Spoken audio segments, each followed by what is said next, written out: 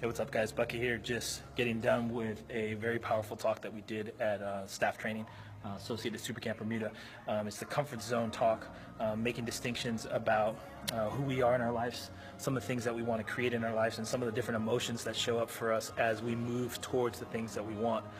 Making the distinctions of the positive and negative emotions, and realizing that, those emotions are like a compass, but they're not always literal. Sometimes the negative emotions that show up in our lives are indicators for us to move forward, and sometimes they're indicators for us to be aware of the way that we're stepping. And it's important that we take the step in order to make the distinctions. Part of the reason why growth in general is so important is so that you can make the distinction about who you are and how you show up in different areas, and you can start to have a read or a code or a a system in understanding your emotions, so that you can use those emotions in different areas of your life. So we just got done talking about the distinctions of our comfort zone, or the distinctions of the space outside of our comfort zone that we call our learning zone, the different things that go into those different spaces, and the different sciences that are associated to personal development and associated to growth. Is that every single time I take a step outside of my comfort zone, is that my comfort zone follows, and it grows in some way, some shape, some form. And part of the reason why we stay in our comfort zone is because we have experiences, both positive and negative, to being in that space. And all of us at some point, we get into a place in our lives where we feel maybe sometimes a little bit stuck. We feel like things aren't happening the way that we wanted to have.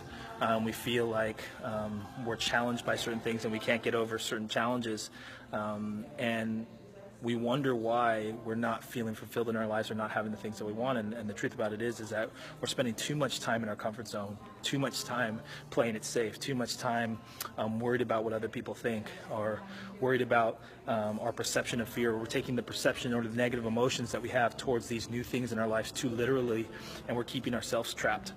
Too much connection, too much association to what that might mean for me or my family if I do this thing.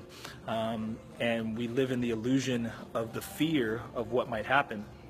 And what's amazing about our comfort zone is that, again, as we take steps outside of that space, that it grows with us. And whether we have growing our comfort zone is not about being successful. It's not about having all these positive emotions. The truth about it is that as we take steps towards the things that we want, we are going to have failures. We are going to have experiences where we've tried something new and we weren't as successful as we wanted to be. But the point about it is just like this chart demonstrates, and I know that it looks like a lot of gibberish, is that every single time I take a step outside of my comfort zone, it grows. It grows with me, and I make a further distinction to how I can show up in that space. And I'm always moving towards the things that I want, but it's not always about the achievement of those things. Sometimes it's about the person that I become in the process. It's about making the distinctions about what those things represent for me, and what my real truth is. And again, the process of growth is really about the willingness to step outside. The willingness to step outside of what we know, and that's how we make the distinctions of what we really want and what's really important to us. And sometimes dreams and ambitions start a certain way, and as we start to make those distinctions, they start to shift. And the idea is to get clear about when they shift and how they shift, and what are they shifting for. Are they shifting for convenience? Are they shifting for the sense of excuse or the sense of justification? Or are they shifting based on the distinctions around understanding who I am and what really is important to me? And it's one of the most important things that we can always do in our lives, is to find ways of growth in association to who we are, and to get really clear about who we are and what are the ways that we would like to be growing. So one of the activities that I have people do a lot of times, and this is something that you can do at home, is just make a list of all the different examples of who you are. Start off with that I am statement and make a list saying, I am this, I'm a brother, I'm a sister, I'm a son, I'm a teacher, I'm a coach, I'm a principal, I'm a father, whatever it is. Make that entire list, and then from that list, what you can do is you can look at some of the goals or some of the ambitions that you have associated to that. The other thing that you can do is you can start to look at a list of values. Here's all the things that are important to me, and create a list of 10, 15, 16 different values beyond the simple or the ordinary of I value friends, I value family. Like, what do you value about friends? What do you value about family? And then from that list, making the list of actions that are associated to that.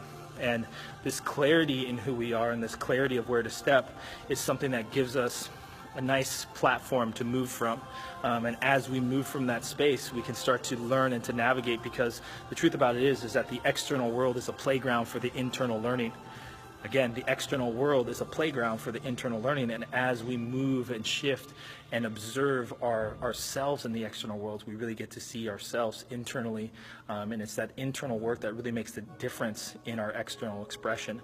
So what we're talking about most times with goals or achievement or fulfillment or having the things that we want is, how do we really get to experience the internal world in the way that we want to experience it?